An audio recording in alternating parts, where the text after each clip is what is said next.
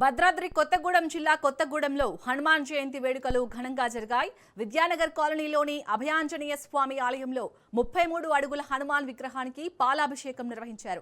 వైశాఖ బహుళ దశమి హనుమాన్ జయంతి సందర్భంగా భక్తులు భారీగా తరలివచ్చారు.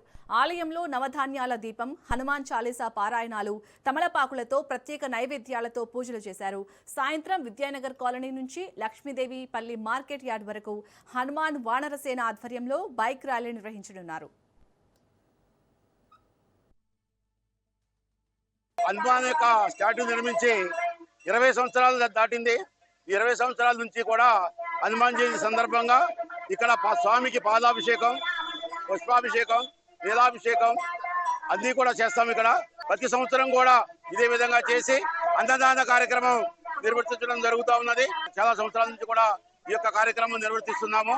కావున అలాగే ఈ రోజు సాయంత్రం హనుమాన్ వానరసేన వారి ఆధ్వర్యంలో ఇక్కడ నుంచి market yard, Lakshmidevipalli market yard వరకు కూడా ఈ యొక్క బైక్ ర్యాలీ నిర్వర్తించబడుతుంది.